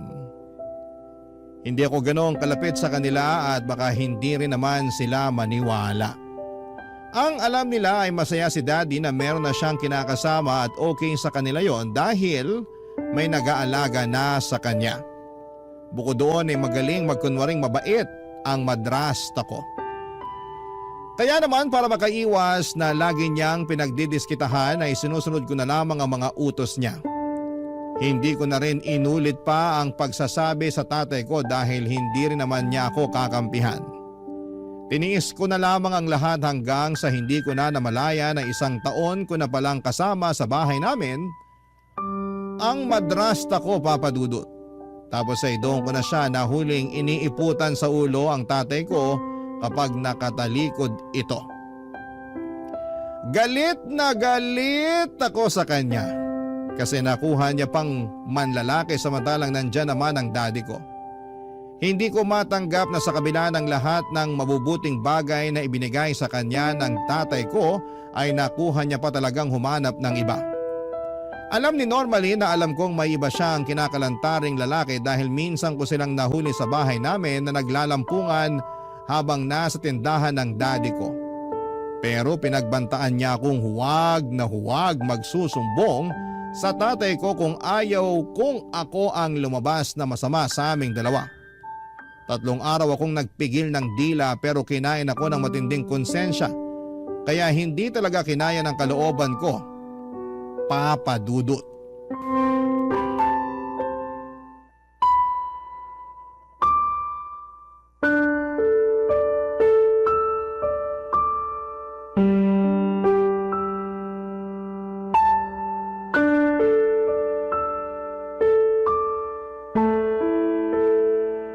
Dad, may sakit po ba kayo? Pansin ko parang wala kayong ganang kumain eh. Yung almusal at tanghalian nyo halos hindi nyo nagalaw. Wala akong sakit, nak. Malungkot lang ako. Bakit po? Pwede ko bang malaman, Dad? Baka hindi mo rin maintindihan. Hindi na ako bata. 19 years old na ako. May intindihan ko kayo kaya sabihin nyo na yung dahilan kung bakit kayo malungkot. Malay nyo, makatulong ako na pagaanin yung nararamdaman nyo. Si mao mo kasi, pansin ko parang unti-unti nang lumalayo yung loob niya sa akin. Hindi na siya kasing lambing nung dati. Kaya nalulungkot ako. Po? Baka naman po may pinag-awayan kayo. Hindi ako gagawa ng bagay na magiging mitya para pag-awayan namin. Hindi ako ganong klase ng lalaki. Sinubukan nyo na po ba siyang kausapin? Maraming beses na pero malamig pa rin pakikitungo niya sa akin. Hindi ko na tuloy alam ang gagawin ko. Natatakot ako na baka makipaghiwalay siya sa akin kasi nagsasawa na siya. Mas mabuti pa nga po na maghiwalay na kayo. Ha? Anong ibig mo sabihin? Oh, nandito lang pala kayong mag-ama. Anong pinag-uusapan niyo dyan? Kinakausap ko lang si Roxanne tungkol sa problema ko sa'yo. Sa akin? Ano naman problema mo sa akin, Gino? Yung tungkol sa pagiging malamig mo sa akin ang tinutukoy ko. Kaya siya ganyan sa'yo kasi may iba na siyang lalaki. Ano ka mo? Totoo ba yun, Normalin? Siyempre hindi! Kapal naman ang mukha mong pagbintangan ako, Roxanne! Ikaw ang makapal! Nahuli ko pa nga kayo ng lalaki mo na naghahalikan dito sa bahay namin nung wala si Daddy eh. Tapos tinakot mo pa ako na wag akong magsusumbong. Bawiin mo yung sinabi mo! Gumagawa ka lang ng kwento! Pinagsasabi mo? Hindi ako gumagawa ng kwento ha? Totoo ba yun, Normalin? Sumagot ka. Honey, huwag ka maniwala dyan sa anak mo. Hindi yun totoo. Gawa-gawa lang niya yun kasi ayaw niya sa akin dito. At bakit ka naman naayawan ng anak ko? Kasi kahit anong gawin ko, hindi ko pa rin daw mapapalitan ang posisyon ng mami niya. Sinabi mo yun sa mama mo? Hindi po, Dad. Wala po akong sinasabing ganyan sa kanya. Pero yun naman ang pinararamdam mo sa akin. Ibig sabihin mulat sa pool, ikaw pala talaga may problema sa mama mo? At ngayon gusto mo sasiraan sa akin? Hindi po totoo yan. Hindi ko siya sinisiraan sa inyo. Siya talaga yung nagsisinungaling sa aming dalawa, Dad. Dad, maniwala kayo sa akin. Paano pa kita paniniwalaan na nung nakaraan lang bukang bibig mo lagi ang mami mo? Ilang beses ko ba dapat sabihin sa'yo na patay na siya at hindi na siya babalik sa atin? Alam ko naman po yun. Pero hindi ibig sabihin na kalilimutan na natin siya. Gusto nyo kasi gayahin ko kayo na makamove on na eh. Pero para sa akin, hindi ganun kadali gawin yun. Kaya nga dapat, ipadala na natin sa Manila si Roxanne, Han. Baka sakali na doon makapag-move on na siya ng mabilis kasi malayo na sa mga alaala ng mami niya. Alam mo, tama ka. Baka panahon na talaga. Anong ibig niyong sabihin? Tinawagan ako ng tiyahin mo, yung pangalawang kapatid ng mami mo. Kinumusta tayo rito tapos tinanong ka. Sabi ko, magkokolehiyo ka na. Sinabi niya sa akin kung gusto mo raw doon mag-aral sa Maynila. Maganda raw yung kung sakali para may kasama siya sa bahay. Lahat kasi ng pisa mo nakapag-asawa na. Hindi ko sinabi sa iyo kagad yun kasi ayoko mapalayo ka sa akin. Pero sa nakikita ko, oras na para matuto kang tumayo sa sarili mo mga paa. Pero ayoko pa rin po. Wala naman ako alam sa Maynila eh. Buong buhay ko, dito ako lumaki sa Mindoro. Kaya nga doon matututo ka. Saka tama ang mama Normalin mo. Kung malayo ka rito sa atin, mas madali mo makakalimutan ang mami mo. Tandaan mo, patay na ang mami mo. Kailangan mo na lang tanggapin yun para makausad ka.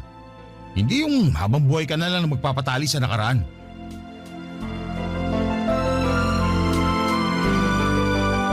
Kahit Kahit na alam kong posibleng kampihan na naman ni Daddy si Normalin ay sinubukan ko pa rin sabihin sa kanya ang nalalaman ko, Papa Dudut. Pero ako pa rin ang lumabas na masama kahit na concern lang naman ako sa kapakanan niya bilang tatay ko. Naiyak na lamang din ako noong sabihin niya sa akin gusto niya akong ipadala sa Maynila para mag-aral habang nakatira sa tiyahin ko sa mother side. Siyempre, ayoko kasi dahil wala akong alam sa Maynila at ayokong mapalayo sa kanya. Pero kitang-kita ko ang depresyon sa mga mata ng tatay ko nang paalisin na ako sa bahay namin, Papa Dudut. Kaya pumayag na lamang ako dahil biglang bumalik ang kagustuhan kong umalis sa amin. Tumuloy ako sa Maynila para mag-aral ng kolehiyo habang nakatira sa tiyahin ko. Mabait naman ang tiyahin ko at trinato niya ako bilang isang anak. Malalaki na kasi ang mga anak niya at may sarili ng pamilya.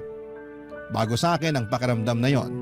Dahil hindi ko naman ka-close ang mga relatives ko sa side ng nanay ko. Nasa Maynila kasi sila lahat at puro kamag-anak lang ni Daddy ang kilala ko na majority ay nasa Occidental Mindoro. Masasabi ko na kahit malayo ako sa tatay ko ay naging masaya naman ako sa piling ng iba ko pang mga kamag-anak. Kaya lang pagkaraan ng isang taon, nakatanggap ako ng tawag mula kay Daddy na nagmamakaawa siyang uwian ko siya sa probinsya namin dahil iniwan na raw siya ni Normalin at mag-isa na lamang siya. At dahil naawa ako sa tatay ko ay nagpaalam ako sa tiyahin ko na babalik na sa amin. Nung una ay ayaw pa niya pero hinayaan na lamang niya ako. Nangako ako na hindi ko siya kakalimutan at kapag nakapagtapos ako ng pag-aaral at may trabaho na ako ay dadalawin ko siya sa Maynila. Papa Dudut, umuwi ako sa Mindoro at doon ko na lang pinagpatuloy ang kolehiyo. Pero 2 buwan pa lamang ang nakakalipas.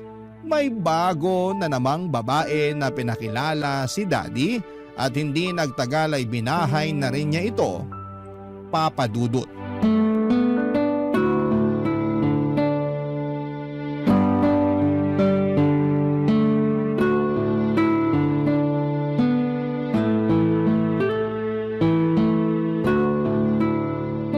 Wow, ganda naman itong damit mo. Ay, yan ba?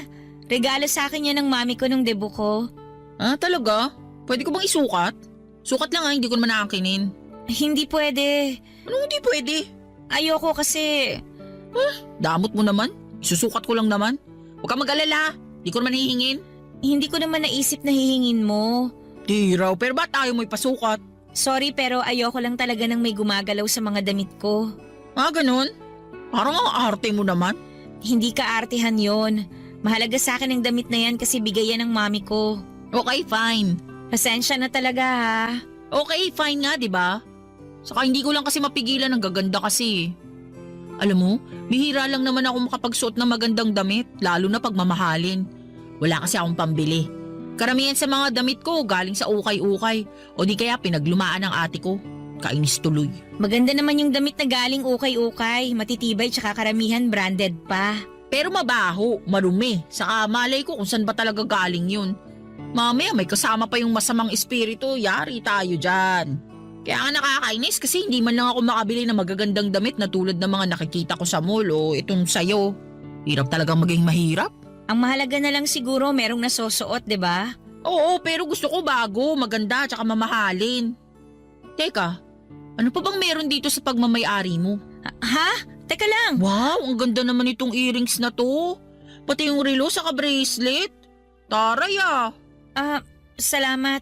Ganda talaga. Pwede ko isukat? Sige na, huwag ka na magalit. Di ko naman nanakawin eh. Sige, pero... Huwag kang mag-alala, maingat naman akong tao. Hindi lang halata, pero maingat talaga ako.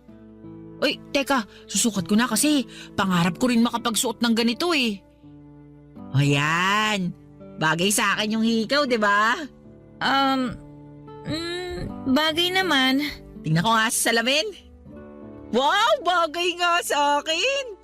Bili ba to ng daddy mo sa'yo? Oo, regalo niya nung gumraduate ako ng elementary. Matagal na pala pero maganda pa rin. Iba talaga pag tunay, no? Hindi lang pipitsugin at nabibili sa bangketa. Hindi ko kasi masyadong ginagamit eh. Uy, hala, sayang naman. Hindi kasi ako pala suot ng ganyan. Siguro 1 o 2 beses ko lang yan nagamit. Pwede akin na lang? Ha? Kasi hindi mo naman ginagamit, kaya akin na lang. Ayoko nga. Damot mo naman. Ayaw mo mapakinabangan ng iba kaya tinatago mo na lang kahit di mo ginagamit. Ano bang pakialam mo? Sa akin naman yan. Pwede ba? Hubarin mo na nga yung hikaw at ibalik mo na sa akin yan. Oh, eto na. Kana sumigaw dyan. Kala mo di kita naririnig, inapakalapit ko lang naman sa'yo. Ayan na. Masyado ka naman. Di naman ganun kaganda yung hikaw sa bracelet mo, no? Marami pang mas maganda at mas mamahalin sa mall. Kanina lang sinabi mo na magaganda ang mga yan tapos ngayon hindi na. O bakit di na ba pwedeng magbago ng comment? Saka na-realize ko na hindi talaga maganda kasi pangit yung ugali ng may-ari. Sinabi mo? Sabi ko, pangit ugali mo. Di na ako magtataka kung bakit ka pinadala ng daddy mo sa Maynila nung wala pa ako sa buhay niya. Kung ako rin yung tatay mo, naku baka pinatapon pa kita sa ibang planeta. Ang kapal naman ng mukha mo. Wala kang alam sa totoong nangyari. Eh yun lang naman ang kunento sa akin ng daddy mo. Baka sa susunod ko pa malaman yung ibang detalye. Pwede ba umalis ka na lang dito sa kwarto ko? Magre-review pa kasi ako eh. Istorbo ka masyado. Bumagsak ka sana sa exam mo. O alam mo kung sinong matalino? Pweh!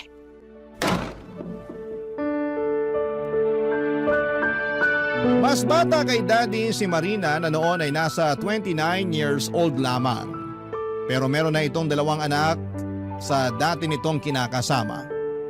Nung una akala ko po ay mabait siya tapos ay hindi pa nagkakalayo ang edad namin kaya naisip ko na pwede ko siyang maging kaibigan. Kaso habang tumatagal ay unti-unti kong nakikita ang tunay na kulay niya. Madalas kasi siyang humirit ng pera at kung ano-anong gamit kay Daddy. Todo bigay naman sa kanya ang tatay ko kahit na nga palugin na noon ang negosyo namin dahil hindi naman na ma-manage ng maayos ng tatay ko. Halos inubos din kasi ni Normalin ang pera niya bago siya iniwan. Pinagnakawan din siya nito pero hindi na hinabol ng tatay ko. Mabuti na lamang at may natira pa rin kaunti para maisalba yung tindahan namin, Papa Dudut. Bukod sa pagiging maluho ay madalas din akong kainggitan ni Marina sa kadahilan ng hindi ko naman alam. Parang ang init ng dugo niya sa akin. Samantalang katulad ni Normalin ay sampid lang siya sa pamilya namin. Malapit ko na tuloy questionin ang desisyon ni Daddy sa pagpili ng mga babaeng gusto niyang ipalit sa mami ko. Wala kasi sa kalingkingan ng nanay ko at parehong mukhang ginagamit lang siya. Sa kabila ng lahat ay nag-focus na lamang ako sa pag-aaral ko at pilit kong binabaliwala ang mga nararamdaman kong pagtatampo sa sarili kong ama, Papa Dudut. Barangay Love Stories. Barangay Love Stories. Papa Dudut, Papa's girl ako. Mas close ako sa daddy ko kaysa sa mami ko. Para sa akin ay si daddy na yung pinaka-perpektong ama at wala na akong mahihiling pa. Mabait siya sa amin ni mami at prinsesa ang trato niya sa akin.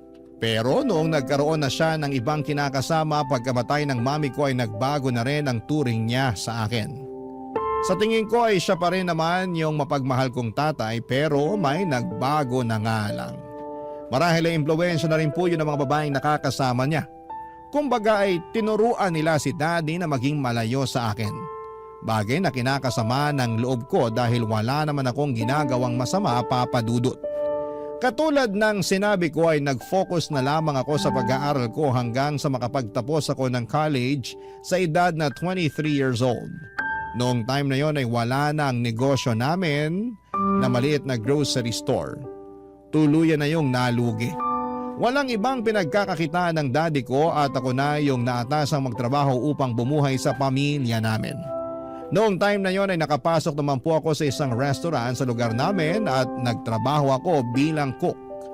Pero hindi naman kataasan ng sweldo kaya gipit na gipit pa rin ang pamilya namin.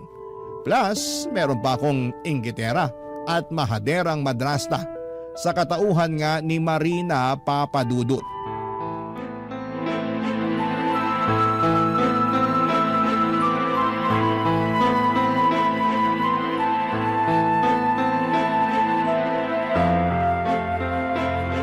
Hoy, Roxanne! Anong sinabi mo sa daddy mo na nakikipaglandian ako sa ex ko? At bakit, hindi ba?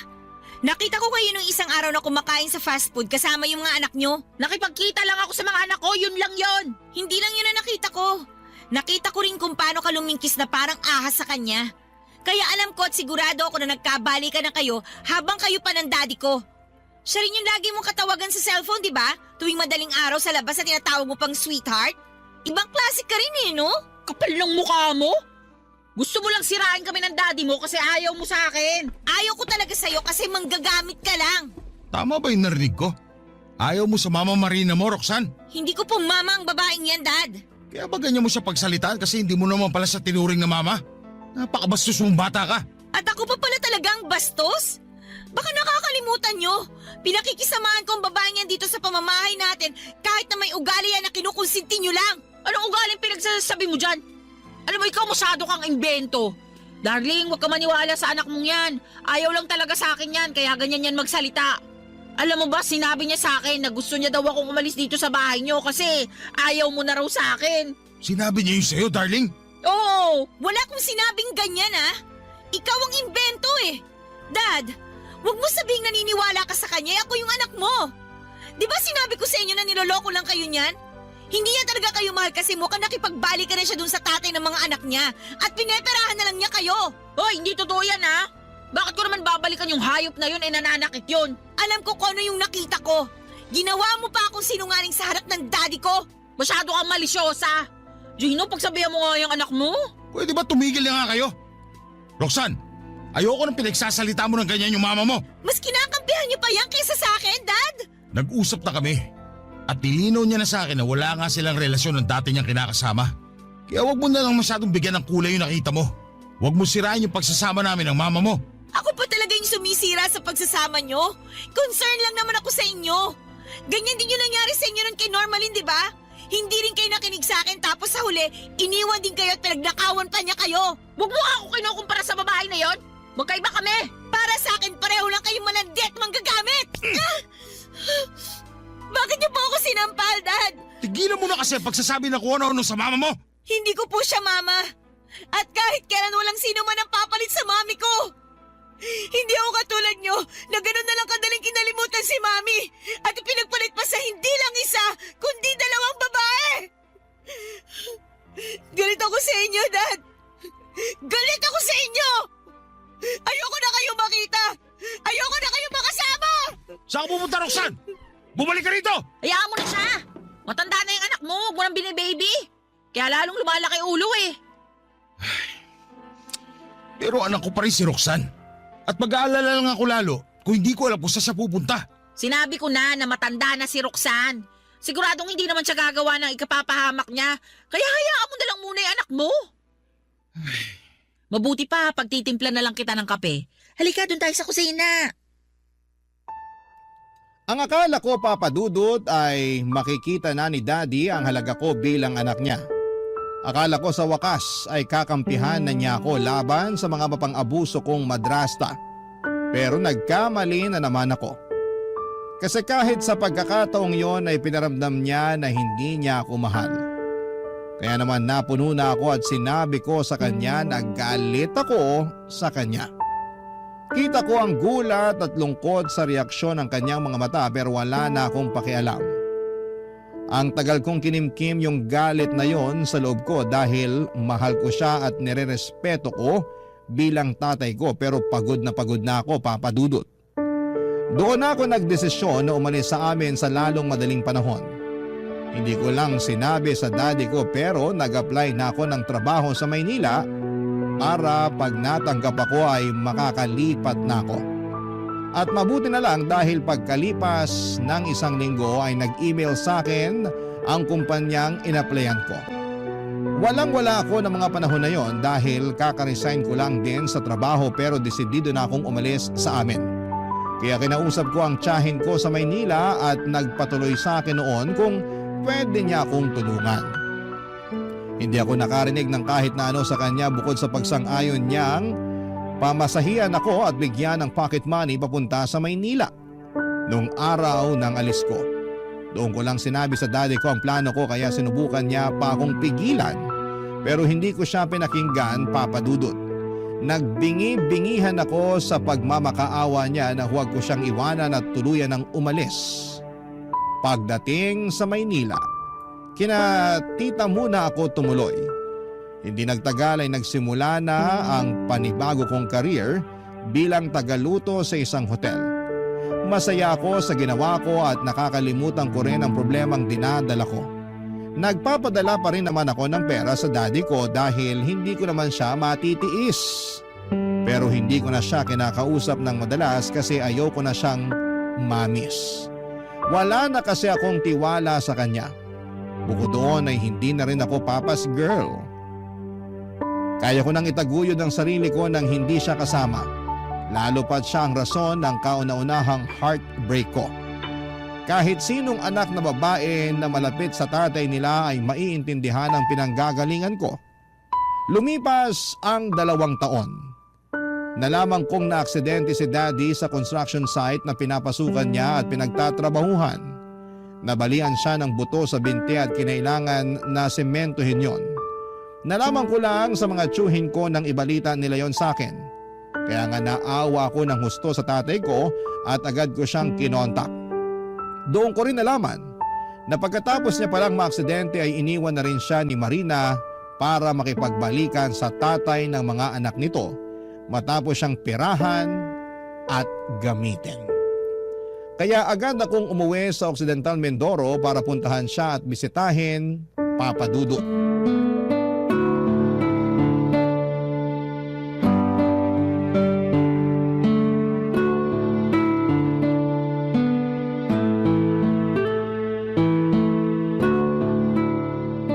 Dad, kain na po kayo.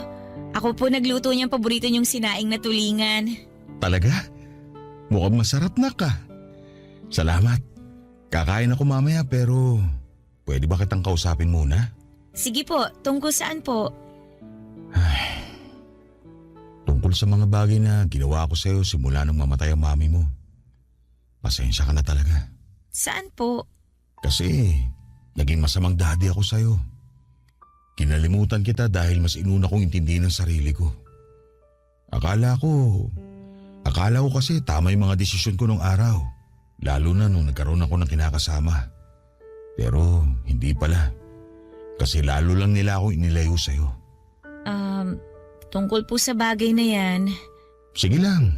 Sabihin mo lang yung mga gusto mong sabihin sa akin. Tatanggapin ko kahit na ano. Kasi alam kong malaki talaga ang kasalanan ko. Aaminin ko na malaki ang tampo ko sa inyo.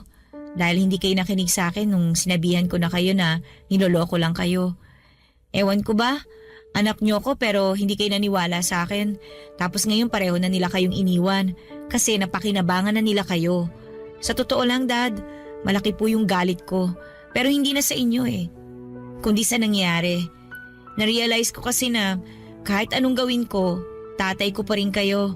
At sa loob ng 2 taon na hindi tayo magkasama, natutunan ko na kayong patawarin sa mga dasal ko, Dad. Salamat, anak. Malaki yung pagkukulang ko sa'yo bilang tatay mo pero nagpapasalamat ako kasi hindi ko pa rin ako tinakwil. Nagalit ka sa akin pero pinatawad mo pa rin ako. Kayo na lang po kasi ang magulang na meron ako Nawala na nga sa akin si Mami, pati ba naman kayo? Sabi nga sa akin ni Tita, hintayin ko na lang daw po yung araw na ma-realize nyo yung mga pagkakamali nyo. Hindi ko naman nakalain na sa ganitong bagay yun mangyayari. Nakakalungkot tsaka masakit. Mabuti na lang hindi pa rin kayo nawala sa akin kasi mas hindi ko po yun kakayanin, Dad.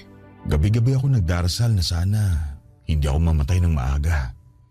Kasi gusto ko pang humingi ng tawad sa'yo ng personal, anak. Pinapatawad ko na po kayo, kaya wag na po muna kayong mamamatay. Gusto ko pa pong bumawi sa inyo, Dad. Gusto ko pa po kayo makasama ng matagal. Gusto ko pa rin naman ikaw makasama ng matagal, anak. Pero nahihiya ako sa'yo Ayoko maging kargo mo ako lalo na't baldado na ako at walang silbi. Hindi totoo yan, Dad. Tsaka mas mapapanatag ako kung ako mismo mag-aalaga sa inyo. Kaya nga kung gusto nyo, sumama na lang kayo sa akin sa Maynila para lagi ko kayong nababantayan pag wala akong trabaho. Saan naman tayo titira? Sa tsahin mo? Hindi na po ako nakatira kina Tita. May inuupahan na po akong maliit na apartment. Pwede po kayo magstay doon para magpagaling. Para may kasama na rin ako. Kaya lang sa lagay kong to, parang hindi ko pa kayang bumiyahe ng malayo. Saka baka manibago ako sa Maynila pagdating ko dun.